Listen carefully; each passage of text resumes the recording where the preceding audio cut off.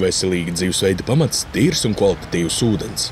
Īpaši vasarā, kad ķermenis zaudē vairāk šķidruma, ir svarīgi uzņemt pietiekami daudz ūdens, lai saglabātu enerģiju un labu pašsajūtu. Ventspilī tas ir vienkārši. Pilsētā pieejams tik augstas kvalitātes ūdens, ka to droši var dzert tieši no krāna. Pateicoties ilgstošam un pārdomātam darbam, Ventspilī jau vairāk nekā 20 gadu tiek nodrošināta augstas kvalitātes dzeramā ūdens pieejamība. Ūdens ventspilnieku vajadzībām tiek iegūts no artēziskajiem urbumiem ūdens kūtnē Oksils Stārgales pagastā, līdz pat 70 metru dziļumā, kur tas ir pasargāts no ārējās ietekmes un bagāts ar vērtīgām minerālvielām. 11 urpumi artēziskie atrodas Stārgales pagastā, 12 km attālumā no Ventspils pilsētas.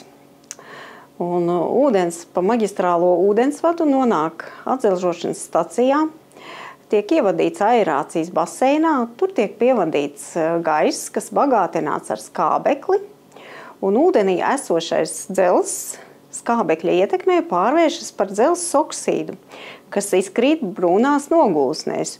Un, lai atbrīvotos no šīm nogulsnēm, kas ūdenim rada nepatīkamas lietas, ūdens tā tiek aizvadīts uz kvarca smilšu filtriem, kur tiek izfiltrēts, un pēc tam savākts rezervāros.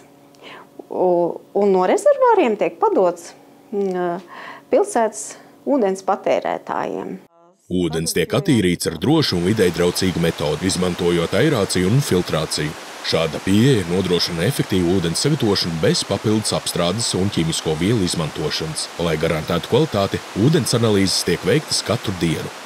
Katru dienu tiek ņemti paraugi pirms atzelžošanas, pēc atzelžošanas un arī pēc rezervāriem pirms padeves uz pilsētu. Bez dzelzs un mangāna mēs vēl pārbaudām arī amonija ionus, kas liecina par organisko piesārņojumu. Vispār pazemes ūdeņi ļoti niecīgi satur šos te amonija ionus, un pēc atzelžošanas ūdens, var teikt, vispār nesatur.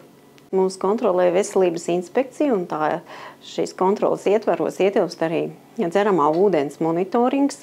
Katru mēnesi mēs ņemam paraugus no ūdens sadales punktiem, un analīzes tiek veiktas akreditētā neatkarīgā laboratorijā.